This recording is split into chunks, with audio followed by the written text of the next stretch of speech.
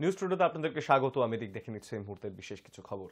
বাংলায় কংগ্রেসের সঙ্গে তৃণমূলের কোনো সম্পর্ক নেই, সরাসরি জানিয়ে দিলেন তৃণমূলের সর্বোচ্চ নেত্রী মমতা বন্দ্যোপাধ্যায়। তার কথায়, আমারও কারো সঙ্গে কোনো কথা হয়নি, আমার প্রস্তাব প্রথম দিনেই প্রত্যাখ্যান করেছে, আমার সঙ্গে কারো কোনো আলোচনাই হয়নি। অ্যাবসলিউটলি মিথ্যা কথা। আমরা দেখব কি বলছেন তিনি। আমার কোনো কথা হয়নি এবং আমি প্রস্তাব দিয়েছিলাম, ওরা প্রথম দিনই প্রত্যাখ্যান করেছে। তখন থেকে আমাদের দল সিদ্ধান্ত নিয়েছে আমরা বাংলায় একা চলবো। ইভেন ওরা যে আজ থেকে র্যালি করেছে, আমাদের একবার as a matter of country আমি ইন্ডিয়ার অ্যালায়েন্স আমাকে একবার জানিয়েছে দিদি আপনার রাজ্যে যাচ্ছে, না জানায়নি। সুতরাং আমার সাথে কোনো সম্পর্ক নেই বাংলার ব্যাপারে। অল ইন্ডিয়ায় কী করবো না করবো আপনার ইলেকশন ভাববো। আমরা সেকুলার পার্টি, আমরা বিজেপিকে হারানোর জন্য যা করা হবে। কিন্তু এখন কোনো চর্চা নেই, মিথ্যে কথা, অ্যাবসলিউটলি রং। মিথ্যেটা আমি বলবো না, বলতে অ্যাবসলিউটলি রং। কোনো কাগজ এটাকে নিয়ে পলিটিক্স করছে, এটা রং। আর একটা কথা বলতে এই কাজের চেপকে নিয়ে অনেকে পলিটিক্স করছে। ও তো জেলা পরিষদের সভাধিপতি আছে, আর ওকেও দুটো দায়িত্ব দেওয়া হচ্ছে নাটক চেতুর্দা। এত মিথ্যে কথা আপনারা কেন বলবেন, কেন লিখবেন? 19 দিন পর আবার সন্দেশখালীর তৃণমূল নেতা শেখ শাহজাহানের বাড়িতে হানা দিল ইডি। এবার পুরোপুরি প্রস্তুত হয়ে পলাতক তৃণমূল নেতার ঘরের তালা ভেঙে ঢোকে ইডির আধিকারিকেরা।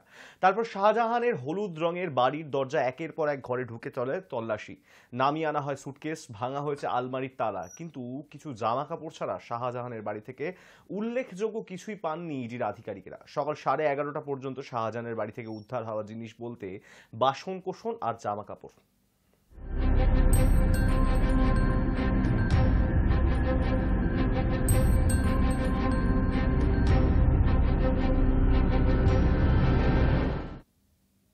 শাহজাহানের বাড়িতে নোটিশ ছেঁটে দিল ইডি। আগামী 5 দিনের মধ্যে হাজিরা দিতে বলা হয়েছে তাকে। সন্দেশখালীতে বুধবার ফের তল্লাশি চালিয়েও তেমন কিছুই পাওয়া গেল না পলাতক তৃণমূল নেতা শেখ শাহজাহানের বাড়ি থেকেই। বুধবার সকালবেলায় 6 জন ইডির আধিকারিকেরা পৌঁছে যান শেখ শাহজাহানের বাড়িতে। তালা ভেঙে বাড়ির ভেতরে ঢুকে চলে তল্লাশি। টানা কয়েক ঘন্টা তল্লাশি করার পরও তেমন কিছুই পাননি আধিকারিকেরা। তারপরেই শাহজাহানের বাড়িতে নোটিশ ছেঁটে দিল ইডি। আগামী 5 দিনের মধ্যেই হাজিরা দিতে বলা হয়েছে তাকে।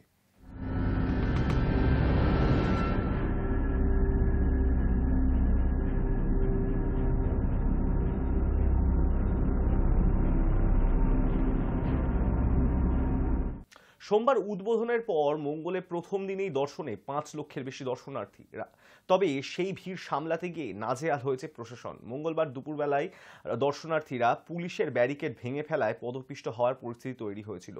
তা থেকে শিক্ষা নিয়ে নতুন পথে হাঁটল অযোধ্যা প্রশাসন। মঙ্গলবারই সন্ধ্যা 7টার পরিবর্তে রাত 9টা পর্যন্ত রামলালার দর্শন চলেছিল। আর বুধবার থেকেই নতুন নিয়ম, সকাল 6টা থেকে শুরু হয়ে গিয়েছে দর্শন, চলবে রাত 10টা পর্যন্ত।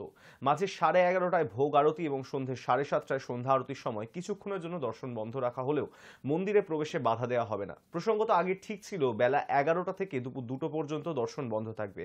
শুরুর সময়টা ছিল সকাল 7টা আর শেষ সন্ধ্যা 7টা। অন্যদিকে বুধবার থেকেই অযোধ্যা ধাম স্টেশন চালু হওয়ার কথা থাকলেও তা হচ্ছে না। এখনো পর্যন্ত রেলের যা সিদ্ধান্ত তাতে বুধবার কোনো ট্রেনই চূড়া ঢুকবে না অযোধ্যায়। এমন হতে পারে আরো দুদিন। উত্তরপ্রদেশের স্বরাষ্ট্র দপ্তরের মুখ্য সচিব সঞ্জয় প্রসাদ নিয়ে অযোধ্যায় রয়েছেন।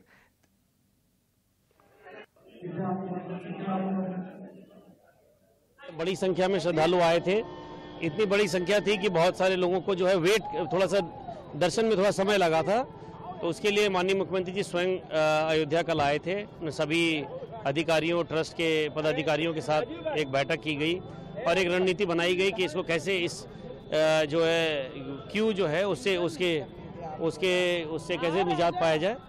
तो वो उसके लिए व्यवस्था की गई। आप खुद देख सकते हैं यहाँ पे बैरिकेडिंग की गई है, 4 रोज बनाए गए हैं, पब्लिक फैसिलिटेशन सेंटर चालू कराया गया है।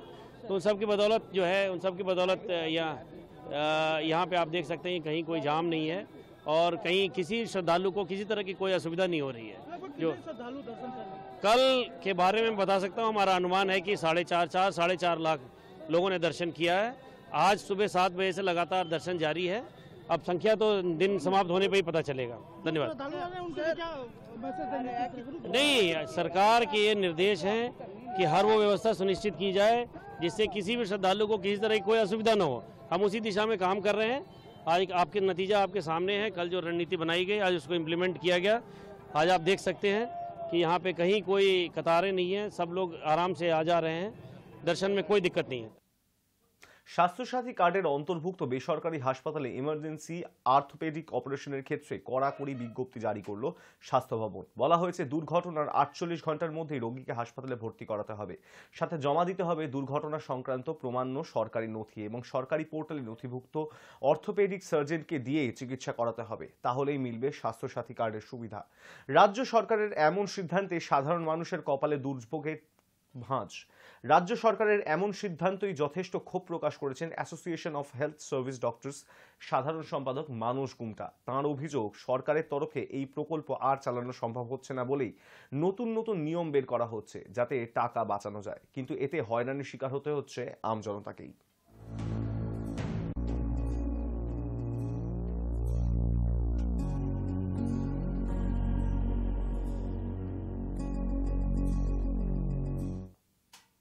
ফের বিপত্তি ঘনালো বন্দে ভারত এক্সপ্রেসে। বুধবার সকালবেলায় আপ হাওড়া জলপাইগুড়ি বন্দে ভারত এক্সপ্রেসের ক্ষয়ক্ষতি হয়। প্ল্যাটফর্মের সঙ্গে সংঘর্ষে ট্রেনের একাধিক কামরার পাদানি ভেঙে গিয়েছে।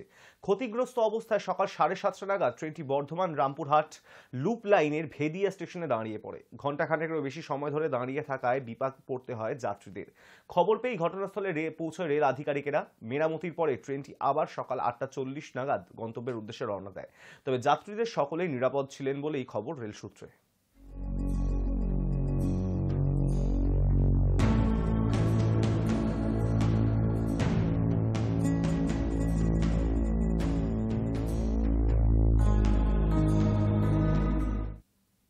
চোপড়ার 31 নম্বর জাতীয় সড়কের ওপর বড় দুর্ঘটনা। ভোর 5:30 নাগাদ ঘটনাটি ঘটে চোপড়ার সুফলগঞ্জের কালীঘাটের পাশে। স্থানীয় সূত্রে খবর, একটি লরির টায়ার ব্লাস্ট করে মাঝ রাস্তায় দাঁড়িয়ে পড়ে। গোটা এলাকা কুয়াশাচ্ছন্ন হওয়ায় চালকদের নজরে আসে না সেই ক্ষতিগ্রস্ত গাড়ি। প্রথমে বাস, তারপর পরপর 6টি ছোট গাড়ি এসে একে অপরকে ধাক্কা মারে। প্রথম দুটি গাড়ির সামনের অংশ রীতিমতো দুমড়ে মুচড়ে যায়। দুর্ঘটনায় গুরুতর আহত হয়েছেন মোট 3 জন।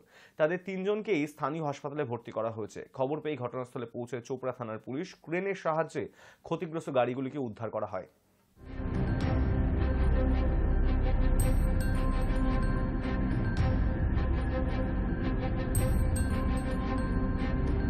প্রচণ্ড কুয়াশার কারণে একটা গাড়ি টায়ার পাংচার হয়ে যায়, টায়ার বাস্ট হয়ে যায়। তারপর সেই গাড়িটি রোডের মাঝখানে দাঁড়িয়ে পড়ে। পরপর করে পিছনে যতগুলো গাড়ি ছিল তারা বুঝতে না পেরে এই দুর্ঘটনা ঘটে। কারণ হচ্ছে প্রাকৃতিক দুর্যোগ, ঘন কুয়াশা। এই কুয়াশায় জন্যই কিছু দেখার পরিস্থিতি ছিল না, যার কারণে এই ঘটনা ঘটেছে। ক্ষয়ক্ষতি ড্রাইভারের তো, দুটো ড্রাইভারের প্রচণ্ড ক্ষতি হয়েছে। একজনের গাড়ির ক্যাবিনের ভিতরেই চেপে ছিল, আর বাকিরা অল্প কেটে কুটে গেছে। হ্যাঁ, এটা তো নিশ্চিন্ত, এই যে অয়েল ট্যাঙ্কারের যেভাবে লেগেছে অল্পের জন্যই আর কি রক্ষা, নাহলে ট্যাঙ্কটির খুব একটা ক্ষতি হয়নি। যদি ক্ষতি হতো তাহলে হয়তো এই এরিয়ার আশেপাশে অনেক গ্রাম রয়েছে, সেগুলো অনেক ক্ষতি হয়ে যেত।